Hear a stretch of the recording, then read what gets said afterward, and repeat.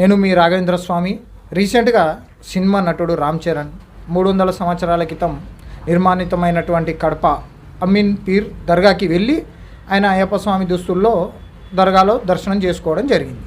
మరి ఇప్పుడు అందరూ ఏమంటున్నారంటే అయ్యప్ప స్వామి భక్తులే కానీ హిందూ సంఘాలే కానీ చాలామంది అందరూ అలా వెళ్ళొద్దు, ఎందుకు వెళ్తారు, మాలలో వెళ్ళకూడదు అని అంటున్నారు. Okay, right. మరి ఇప్పుడు శబరిమల అయినటువంటి అయ్యప్ప స్వామి దగ్గర ముందు వావర్ స్వామి దర్గా ఉంది.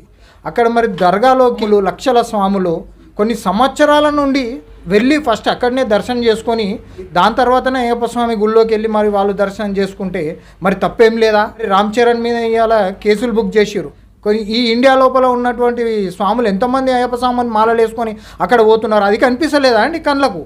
మరి ఇక్కడ తప్పు జరిగింది అయితే మరి అక్కడ కూడా తప్పు జరిగిందే. ఫస్ట్ అక్కడనే తప్పు జరిగింది. పెద్ద పెద్ద గురువు స్వాములే కానీ ఇంకా అయ్యప్ప మాలలు వేసినటువంటి స్వాములు ఉన్నారు, వాళ్ళందరికీ ఎందుకు కళ్ళు కనిపిస్తలేవు మీకు తెలియదా? మరి అక్కడ ఎందుకు ఆపుతలేరు? మరి అక్కడ దర్గాను ఎందుకు బంద్ చేపిస్తలేరు? ఫస్ట్ అక్కడ దర్గాను బంద్ చేపియండి, తర్వాత ఇక్కడ కూడా వీళ్ళు కూడా ఎవరు పోరు.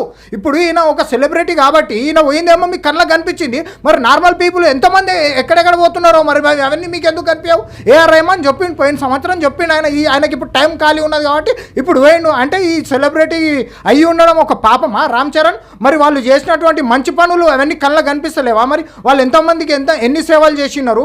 ఆయన ఒక హనుమాన్ టెంపుల్ కట్టినాడండి జూబ్లీ హిల్స్లో, మరి మెట్లను కూడా తుడుస్తున్నాడు. మరి ఆయన హిందుత్వంని వదిలేసి దర్గాలకు పోయిండని ఇట్లా ఎక్కడైనా మీ అందరు కలిసి నిర్ధారణ చేస్తున్నారా? లేకపోతే మీరేమైనా సర్టిఫై చేస్తున్నారా?